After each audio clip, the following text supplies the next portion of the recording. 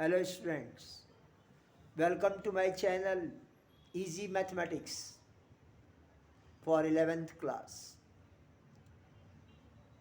स्वागत है आपका मेरे चैनल पर।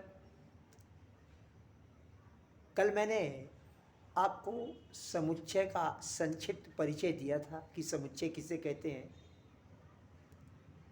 और उसके एलिमेंट्स को कैसे रिप्रेजेंट करते हैं, कि कोई एलिमेंट किसी सेट का एलिमेंट है और एलिमेंट नहीं है तो उसको कैसे रिप्रेजेंट करते हैं, ये मैंने आपको कल एक्सप्लेन किया। आज मैं समुच्चय के प्रकार, कुछ महत्वपूर्ण प्रकारों के बारे में बता रहा हूँ। Today I am going to explain about the kind of sets. The first, null set. Null set, or you can say it empty set also.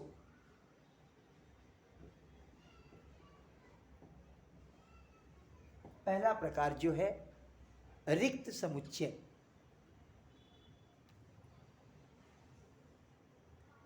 तो किसे कहते हैं रिक्त समुच्चय? रिक्त मतलब तो आप जानते हैं, खाली। एम्प्टी मतलब भी आप जानते हैं, खाली, कुछ न हो जहां। That set which contains no element, वह समुच्चय जिसमें कोई भी अवयव न हो, वह समुच्चय जो अवयवों से विहीन हो, उसे हम कहते हैं रिक्त समुच्चय। ओके। और नल सेट को हम इस ब्रैकेट से रिप्रेजेंट करते हैं, इस ब्रैकेट से, और हम उसको इस सिंबल से भी रिप्रेजेंट करते हैं, फाई। इसको फाई बोलते हैं, और फाई मीन्स नल सेट। अब आप समझ गए होंगे नल सेट के बारे में, रिक्त समुच्चय के बारे में। आप किसी दुकान पे गए और वहाँ कोई डब्बा रखा हुआ है चॉकलेट का। कल चॉकलेट था, डिफरेंट टाइप्स के चॉकलेट थे उसमें, बच्चों के। पार्ले जी था, मेलोडी था, इक्लेयर्स था, डिफरेंट डिफरेंट टाइप के चॉकलेट रखे हुए थे कल। आज जब मैं गया तो डिब्बा खाली है। तो कल मैंने कहा कि ये डिब्बा चॉकलेटों का समुच्चय है। This box is set of chocolates. आज जब मैं उस दुकान पे गया तो डिब्बा खाली है। मैंने पूछा दुकानदार से कि क्या हो गया इसमें के चॉकलेट? उसने कहा सब बिक गए। तो क्या आज वो डिब्बा सेट नहीं है? है। Today also that box is set, but now it is null set. इस समय वो रिक्त समुच्चय है। Set is that box, and chocolates were its elements. But today that box is empty. All the chocolates has been sold by the shopkeeper. सारे chocolates उसके द्वारा बेच दिए गए हैं, दुकानदार के द्वारा। फिर भी वो डिब्बा एक सेट है, वो डिब्बा समुच्चय है, बट आज वो रिक्त समुच्चय है। Okay. Now the second type of the set I am going to define, that is finite set. Finite set. A set which contains definite elements. I mean to say that the element in that set is countable. इतने element हों उस set में जो गिने जा सकें, जिसको हम काउंट कर सकें। Such type of set is known as definite set. इस प्रकार का समुच्चय परिमित समुच्चय कहलाता है। हिंदी में इसको हम लोग परिमित समुच्चय बोलते हैं। जिसके अवयव सीमित हों, परिमित हों, जिन्हें गिना जा सके। ओके, मैंने एक सेट लिखा और इसमें 1 2 3 4 5 6 अप टू 100 तक नंबर्स लिख डाले, नेचुरल नंबर। ये काउंटेबल है कि नहीं है? काउंटेबल है, इसे गिना जा सकता है। चाहे 1000 तक लिख डाला, काउंटेबल है कि नहीं है? उसे गिना जा सकता है। 10,000 तक के नंबर लिख डाला तो वो काउंटेबल है कि नहीं है? It can be count. Such type of समुच्चय इज नोन एज फाइनाइट समुच्चय। But the third is here infinite set. Infinite set.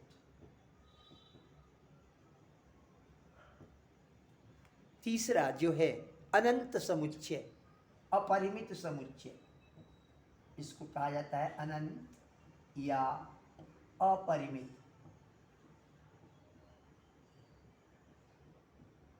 A set which contains indefinite number of elements which cannot be counted. The number of elements of that set is not countable. That is known as the infinite set.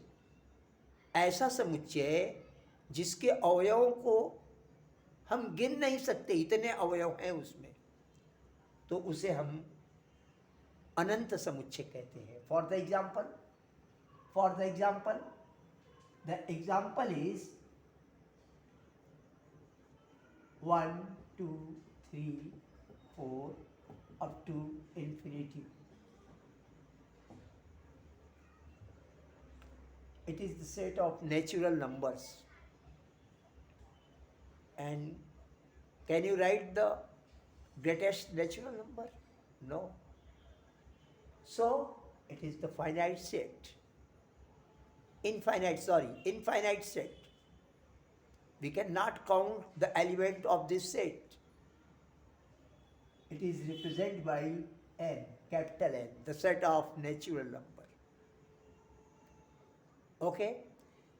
So, students, these are some kinds of set. Now,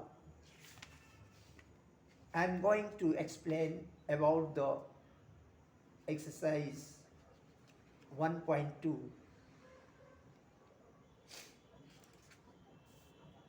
Which of the following are example of null set? It is the question. The first question is that the set of odd natural number divisible by 2. Set of odd natural number divisible by 2.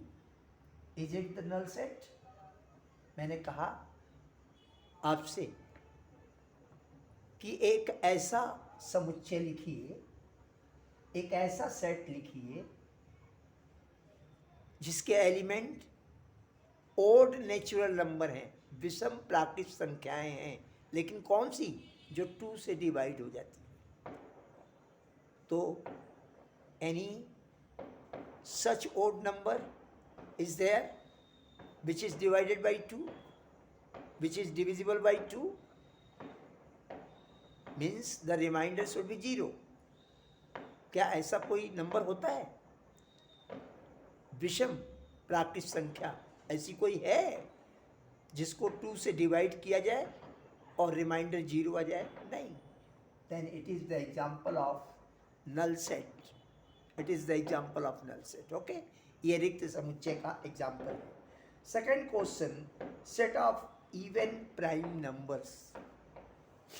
Set of even prime number. सम अभाज्य संख्या का समुच्चय। बताइए, set of even prime number. Do you know any even prime number? Hello? Do you know any number which is even and prime also? क्या आप जानते हैं कोई ऐसी संख्या जो इवन भी है और मतलब सम भी है और प्राइम भी है, मतलब अभाज्य है, जो सिर्फ अपने आप से डिवाइड होती है। जानते हैं आप? Yes, 2. 2 is the even number which is prime also. The third question is, so it is not the example of null set, not null set. That is why, because this set has one element, so it is not null set. Now the third question, a set that each element of x is such that x is a natural number. A set its each element x is such that x is natural number. X is natural number. It is given, and x is less than 5 but greater than 7. X is less than 5 but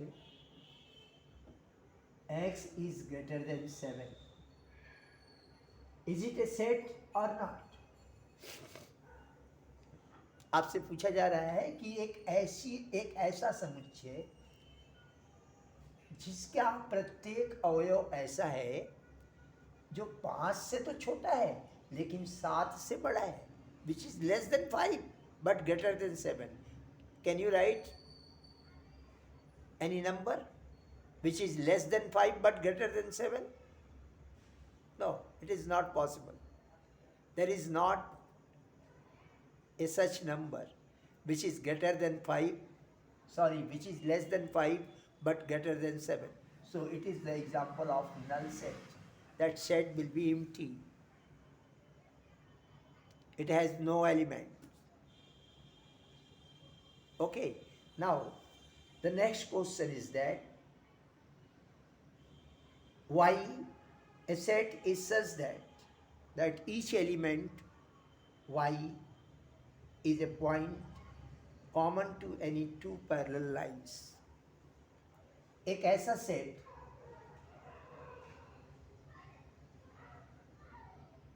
जिसका हर element वो point है जो दो parallel line पर common है। तो दो line यदि पैरेलल हैं तो वो कभी एक दूसरे को इंटरसेक्ट नहीं करेंगी, और जब इंटरसेक्ट नहीं करेंगी तो कोई कॉमन पॉइंट नहीं मिल सकता। कॉमन पॉइंट, दो लाइन का कॉमन पॉइंट तो तभी मिल सकता है जब वो एक दूसरे को इंटरसेक्ट करें। जैसे ये दो लाइन है, ये दो लाइन है, ये एक दूसरे को इंटरसेक्ट करती हैं यहाँ पे, तो इसका एक कॉमन पॉइंट है ए।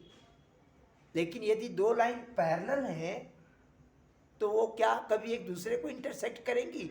नहीं करेंगी। और जब इंटरसेक्ट नहीं करेंगी तो कोई कॉमन पॉइंट नहीं होगा, और जब कोई कॉमन पॉइंट नहीं होगा तो ऐसे पॉइंट का सेट नल सेट है। It is the example of null set. Okay, thank you, have a nice day. We will meet tomorrow again.